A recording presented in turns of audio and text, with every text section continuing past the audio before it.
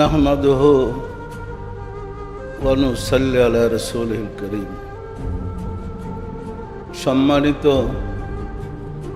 আশিকে রাসূলেরা, আপনারা আমার সালাম গ্রহণ করুন। আসসালামু আলাইকুম ওয়া রাহমাতুল্লাহি ওয়া বারাকাতুহু। সম্মানিত আশিকে রাসূলেরা, ঈদে মিলাদুন নবী মাস চলতেছে, এসে গেছে। আমাদের পরম ও চরম সৌভাগ্য আমরা যে এই মাস পেয়েছি। আসলে ঈদে মিলাদুন নবী অর্থই হয়েছে নবীর জন্মের খুশি। রাসূল সাল্লাল্লাহু আলাইহি সাল্লাম কুল কায়নাতের রহমত নিয়ে এই ধুলির দ্বারায় জন্মগ্রহণ করেছেন। এতে গিয়ে আমরা খুশি না বেজার?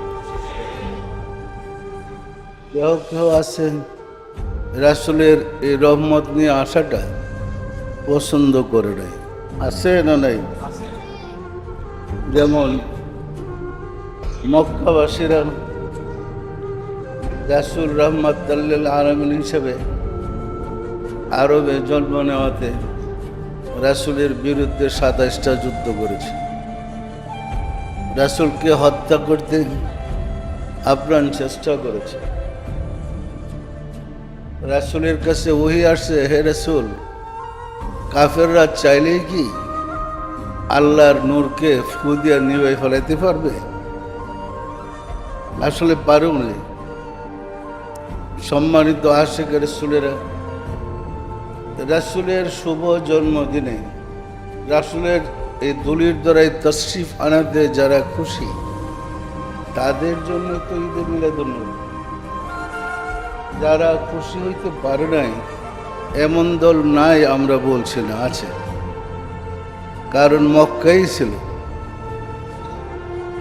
আবুল আহাব, আবু জাহেল সহ একটা দলই ছিল যারা রাসূল সাল্লাল্লাহু আলাইহি ওয়াসাল্লামকে কষ্ট দিয়েছে, নির্যাতন করেছে, অত্যাচার করেছে।